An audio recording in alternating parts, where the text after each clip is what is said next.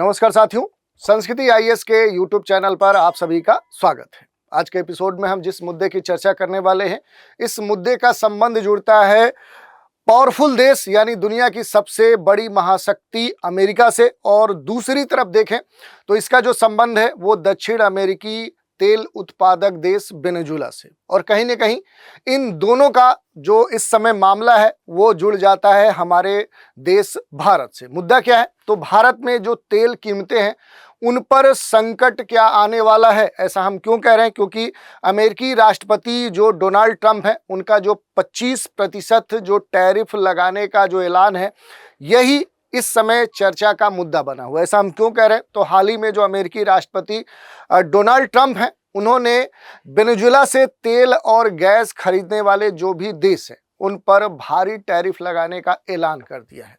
ऐलान ही नहीं किया है, किस तारीख से ये जो ऐलान है ये प्रभावी होगा इसका डेट भी घोषित कर दिया है। 2 अप्रैल को मुक्ति दिवस के अवसर पे इसे लागू करने का भी ऐलान ट्रंप ने कर दिया है। अब इस पूरे मामले में देखें तो महत्वपूर्ण प्रश्न ये उठता है, चूंकि एशिया के 2 बड़े जो विकासशील देश हैं, भारत और चीन, ये दोनों देश दक्षिण अमेरिकी देश वेनेजुएला से बड़ी मात्रा में क्या करते हैं? तेल का आयात करते हैं।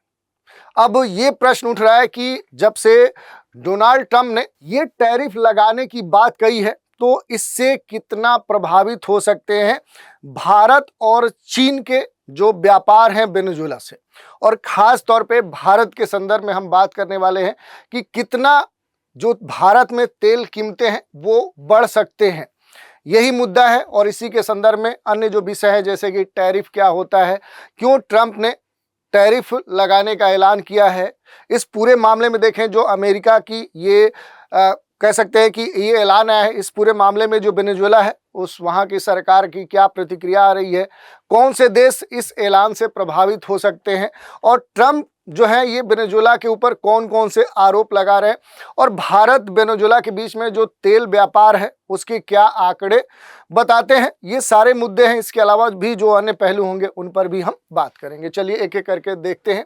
भारत में तेल की जो कीमतें हैं उन पर अब संकट आने वाला है, और ट्रंप का जो 25% टैरिफ का जो ऐलान है ये अब असर दिखा सकता है। ऐसा हम क्यों कह रहे हैं? क्योंकि देखिए न्यूज़ आर्टिकल है, ये कहा जा रहा है न्यूज़ आर्टिकल में कि अब अमेरिका के जो राष्ट्रपति डोनाल्ड ट्रंप है, उन्होंने जो वेनेजुएला से तेल और गैस खरीदने वाले जो देश हैं उन देशों के ऊपर जो भारी टैरिफ है वो लगाने का ऐलान कर दिया है। और इसी कारण से ये मुद्दा अब चर्चा में बना हुआ है, क्योंकि इन देशों पर अब देखें तो जो 25% ड्यूटी है, जो टैरिफ है, वो लगाए जाएंगे। और ये क्या होगा कि आगामी 2 अप्रैल से क्या होंगे कि जो मुक्ति दिवस है उस मुक्ति दिवस से क्या हो जाएंगे, ये ऐलान लागू हो जाएंगे। अमेरिकी जो कंपनी शेवरॉन है उसको वेनेजुएला में अपना कामकाज बंद करने के अतिरिक्त समय दे दिया गया है, और इस कारण से ये मामला अब खास तौर पे चर्चा का विषय बना हुआ है। अमेरिका का जो ट्रेजरी विभाग है इसने शेवरॉन को 30 दिन में ऑपरेशन बंद करने को कहा है। भारत और चीन जैसे जो वेनेजुएला से बड़ी मात्रा में तेल आयात करने वाले जो देश हैं इस टैरिफ से मुख्य रूप से प्रभावित हो सकते हैं, और वहाँ जो तेल की कीमतें हैं, जो बाजार में तेल की कीमतें होती हैं, अब वो अस्थिर होने की संभावना भी व्यक्त की जा रही है। इसी कारण से ये मुद्दा इस समय खास तौर पे देश दुनिया में चर्चा का विषय बना हुआ है। अब इस पूरे मुद्दे में देखें तो एक शब्दावली, एक टर्मिनोलॉजी आ रही है टैरिफ, तो इसको भी समझ लेते हैं कि टैरिफ होता क्या है। तो ये क्या है? एक प्रकार का आप देखेंगे तो ये एक टैक्स है, ये एक कर है, एक ड्यूटी है।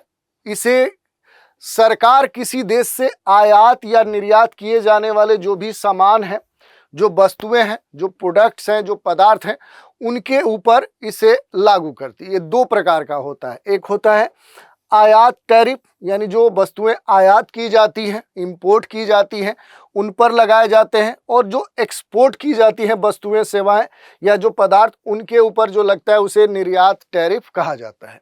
अब बात करें कि आखिर इस सब के पीछे उद्देश्य क्या है, किस उद्देश्य को ध्यान में रखते हुए इस तरह के जो टैरिफ है वो लगाए जाते हैं। तो देखिए, मूल रूप से देखें तो कोई भी राष्ट्र इस तरह का जो निर्णय लेता है, वो जो उस देश के जो घरेलू उद्योग हैं उनकी कहीं ना कहीं सुरक्षा करने के लिए इस तरह का जो कदम है वो किसी राष्ट्र के द्वारा उठाया जाता है। दूसरी बात करें तो सरकार का जो रेवेन्यू होता है, जो सरकार का राजस्व होता है, कहीं ना कहीं उसे बढ़ाने को ध्यान में रखते हुए भी इस तरह के कदम उठाए जाते हैं। जो व्यापार का जो संतुलन है, आयात निर्यात के बीच में जो एक संबंध है, या कहें जो व्यापार संतुलन है, उसको ध्यान में रखते हुए भी इस तरह के टैरिफ लगाने के संदर्भ में ये जो एक्टिविटी है ये देखने को मिलती है। या किसी देश पर, ये भी एक सबसे महत्वपूर्ण बात है कि किसी भी देश पर अगर कोई देश अपना आर्थिक, कह सकते हैं कि प्रतिबंध लगाना चाहता हो, तो इस तरह के जो टैरिफ है वो लगाए जाते हैं। और कहीं ना कहीं ये जो पूरा घटनाक्रम है वो इसी से जुड़ता है, क्योंकि जो अमेरिका है वो खास तौर पे वेनेजुएला, और वहाँ वेनेजुएला से जो भी देश तेल का आयात करते हैं उन देशों के ऊपर एक तरह से देखें तो आर्थिक प्रतिबंध लगाना चाहता है। अब इस पूरे मामले में देखें जो वेनेजुएला है, वहाँ की जो सरकार है वो क्या कहती है, तो जो वहाँ की सरकार है उसने ट्रम्प के नए जो टैरिफ का ऐलान है उसे अवैध घोषित कर दिया है। मनमाना कह सकते हैं कि करने का आरोप लगाया है और हताशाजनक भी कहा है। तेल की जो कीमतें हैं उसमें जो बढ़ोतरी की बात कही जा रही है उसके संदर्भ में देखें तो टैरिफ के ऐलान के बाद अब जो ग्लोबल मार्केट है, जो विश्व बाजार है, उसमें तेल की जो कीमतें हैं उसमें वृद्धि होना निश्चित तौर पे ये संभव है। ये कहा जा रहा है कि इसमें 1% की वृद्धि दर्ज की गई है और ये आने वाले समय में और भी बढ़ सकती है। इसके अलावा देखिए बात करें तो चीन सबसे बड़ा खरीदार है वेनेजुएला का से। फरवरी में चीन ने वेनेजुएला से प्रतिदिन देखिए तो 5,03,000 बैरल कच्चा तेल और ईंधन खरीदा है, जो कुल निर्यात का 55% है। आप समझ सकते हैं कि जो वेनेजुएला कुल निर्यात करता है उसका आधे से अधिक केवल चीन ही क्या करता है, खरीदता है। और बाकी में बाकी देश हैं, अन्य जो देश कहीं ना कहीं वेनेजुएला से जो तेल व्यापार या जो गैस का व्यापार करते हैं उसमें भारत, स्पेन, इटली, क्यूबा ऐसे देश शामिल हैं और यहाँ पर तेल की जो कीमतें हैं वो प्रभावित हो सकती हैं। तो ये सारे देश चीन के साथ अब प्रभावित होने वाले हैं और सबसे अधिक जो प्रभाव देखने को मिलेगा वो चीन के ऊपर देखने को मिलेगा, क्योंकि ये सबसे बड़ा वहाँ का जो वेनेजुएला से ये खरीदार है। खास तौर पे देखें जो वेनेजुएला के राष्ट्रपति हैं निकोलस मदुरो, उन्होंने इन प्रतिबंधों को अवैध और जो आर्थिक युद्ध है उस स्तर पे देखने की बात कही और उन्होंने कहा कि जो अमेरिका है वो मनमानी कर रहा है और एक तरह से आर्थिक युद्ध स्टार्ट करना चाह रहा है। इस तरह का जो आरोप है वो वेनेजुएला की सरकार ने लगाया है। इस पूरे मामले में देखें जो ट्रंप है, ट्रंप ने कौन से आरोप वेनेजुएला के ऊपर लगाए हैं, तो देखिए ट्रंप का ये कहना है कि अपराधी वो भेज रहा है अमेरिका में। ट्रेन डी जो अरागुआ, ये जो गिरोह है वेनेजुएला का, इसका भी उन्होंने जिक्र किया और इसको विदेशी आतंकवादी संगठन भी घोषित किया। निर्वासन की जो प्रक्रिया है वो भी जुड़ चुकी है, क्योंकि लगातार जो जब से अपने द्वितीय कार्यकाल में ट्रंप अमेरिका के राष्ट्रपति बने हैं तब से वो निर्वासन प्रक्रिया पर खास तौर पे फोकस कर रहे हैं। और एक तरह से इन्होंने वेनेजुएला पर यह भी आरोप लगाया है कि जो वेनेजुएला का रवैया है वो अमेरिका के प्रति शत्रुतापूर्ण रहा है और इन सभी को ध्यान में रखते हुए इस तरह के जो आर्थिक प्रतिबंध हैं वो ट्रंप वेनेजुएला और उससे संबंधित जो भी व्यापार करने वाले देश हैं उनके ऊपर लागू करना चाहते हैं।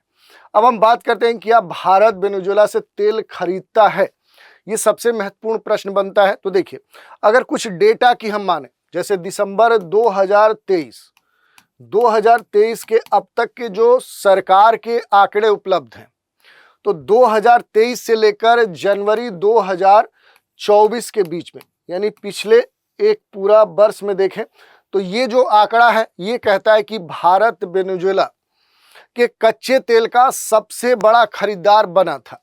तो इस पूरे एक वर्ष के अंतराल में देखें तो वेनेजुएला से जो क्रूड ऑयल होता है उसका सबसे बड़ा जो खरीदार था वो कौन था, वो इंडिया बना हुआ था इस टाइम पीरियड में। वहीं 2024 में अगर हम आयात की बात करें तो भारत ने वेनेजुएला से लगभग 22 मिलियन जो बैरल तेल है वो क्या किया था, वो परचेज किया था, खरीदा था, जो भारत के कुल कच्चे तेल आयात का लगभग कितना था, 1.5% था।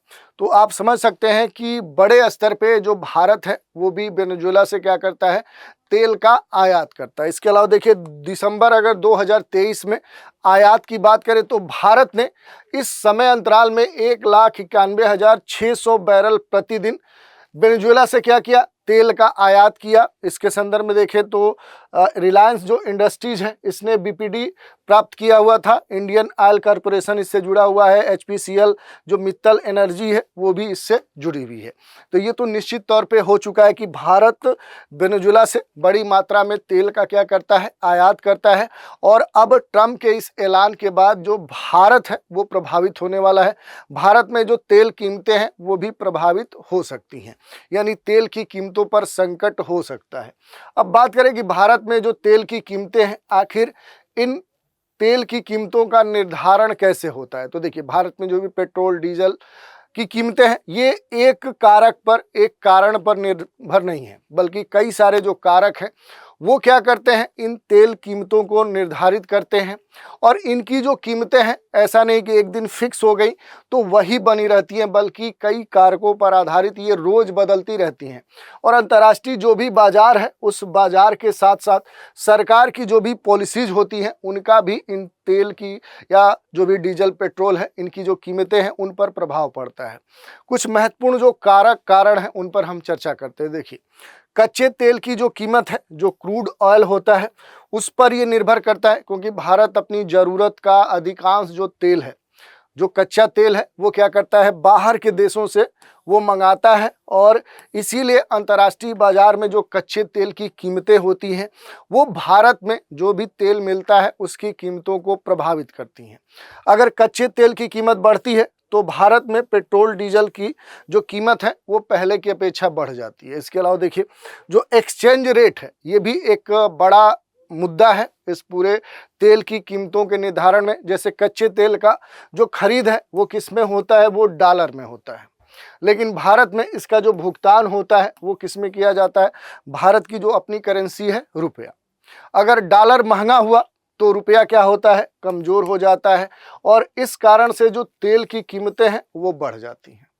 इसी में एक टैक्स भी बड़ा मुद्दा है, जो ड्यूटी है, क्योंकि केंद्र सरकार क्या करती है, एक्साइज ड्यूटी लगाती है, जबकि राज्य सरकारें इस पर वैट या सेल्स जो टैक्स है वो इस पर आरोपित करती हैं। और प्रत्येक राज्य में देखें तो जो वैट का जो दर है वो अलग अलग होता है, और इसीलिए हर राज्य में जो पेट्रोल डीजल की कीमत होती है वो वैरी करती है, सब में समान नहीं होती है। तो ये एक कारण हो गया।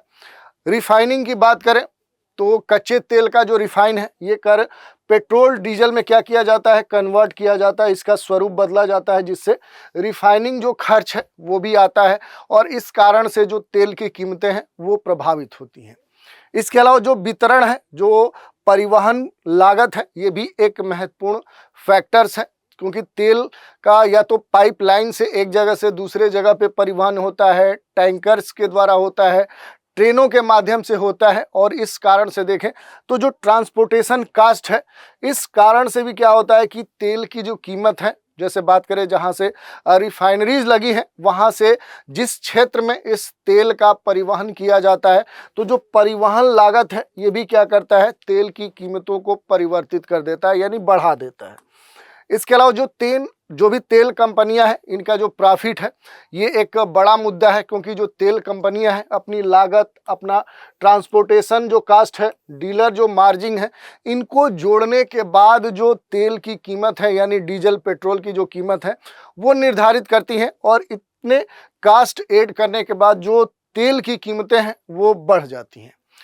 जो सरकार की नीतियां हैं, जो सब्सिडी पॉलिसीज है, ये सारा भी मैटर करता है, क्योंकि अगर सरकार चाहती है कि तेल की जो कीमतें हैं वो देश में कम रहे तो इसके लिए वो टैक्स घटा सकती है या इसके ऊपर सब्सिडी दे सकती है। लेकिन अगर सरकार टैक्स बढ़ाती है तो देश में जो तेल की कीमतें हैं वो अचानक क्या हो जाती हैं, बढ़ जाती हैं। तो इस तरह से इतने कारक हैं जो अपने देश में तेल की कीमतों को प्रभावित करते हैं। कैसे तय होता है डेली बेस पे जो तेल की कीमतें हैं, जैसे भारत में देखें 2017 से जो डेली प्राइसिंग सिस्टम है वो क्या किया गया, वो लागू कर दिया गया। यानी पेट्रोल डीजल की जो कीमतें हैं हर दिन सुबह 6 बजे, प्रातः 6 बजे क्या होंगी, अपडेट होंगी, और उसी के अनुसार जो पूरा देश है या जिस क्षेत्र में ये अपडेट होगा उस क्षेत्र में, जैसे राज्य, अलग अलग राज्यों में जो प्राइसिंग है वो फिक्स होती है, तो उसी रेट पर क्या होता है कि आम जनमानस को वो तेल वितरित किया जाता है। तो ये पूरा मामला है जिसको हमने समझा। अब इस पूरे मामले का जो संबंध है ये कहाँ से जुड़ता है, तो ये जुड़ रहा है वेनेजुएला और अमेरिका। अमेरिका पर हमने कई बार डिस्कस किया है। थोड़ा सा वेनेजुएला के बारे में देख लेते हैं। तो वेनेजुएला आपको कहाँ देखने को मिलेगा, तो ये देखिए, ये दक्षिण अमेरिका है, और दक्षिण अमेरिका जो कंटिनेंट है उसके उत्तर में आएंगे तो यहीं पर आपको एक देश देखने को मिलेगा जिसे हम कहते हैं वेनेजुएला। इसकी जो राजधानी है आप देख सकते हैं, जो यहाँ पर आपको देखने को मिल रहा है कि इसकी जो राजधानी है वो आपको यहाँ पर देखने को मिल गई।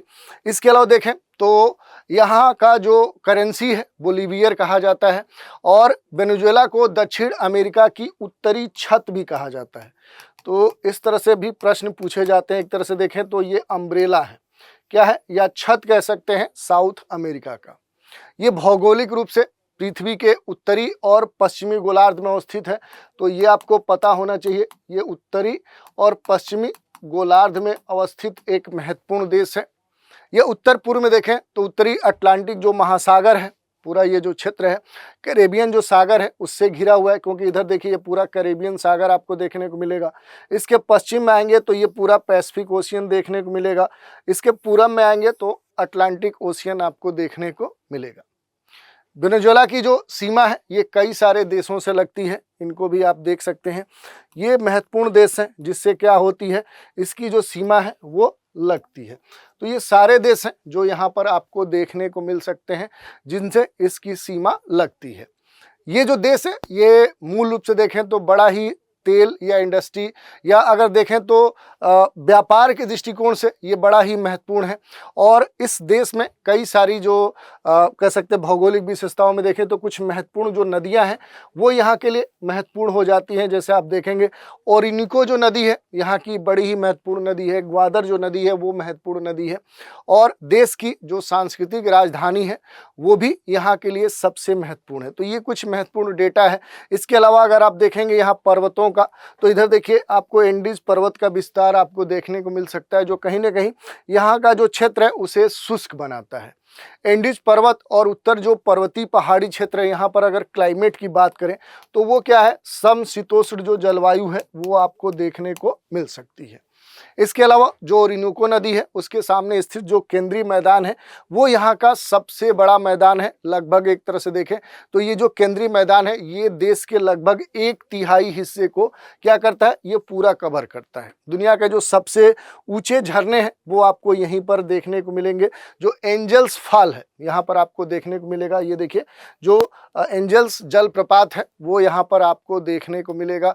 ओरिनिको जो नदी है ये पराना अमेजन के बाद देखें तो दक्षिण अमेरिका जो महाद्वीप है वहाँ की तीसरी सबसे लंबी नदी है, तो ये भी आपको पता होना चाहिए। इसके अलावा भी आप देखेंगे तो यहाँ पर कई सारे जो झील हैं वो आपको देखने को मिल सकते हैं। जैसे देखिए यहाँ के जो महत्वपूर्ण जो झील आपको देखने हैं उसमें क्या है, लेक जो गौरी है, और दूसरी जो झील है लेक कह सकते हैं जो माराकाइबो है वो यहाँ की सबसे महत्वपूर्ण झील है।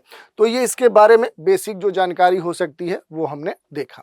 आज की चर्चा पर आधारित एक प्रश्न देखते हैं। प्रश्न है, ट्रंप प्रशासन के द्वारा घोषित जो टैरिफ है ये कब से लागू होगा? 1 अप्रैल 2025, 2 अप्रैल 2025, 5 अप्रैल 2025 या फिर 10 अप्रैल 2025?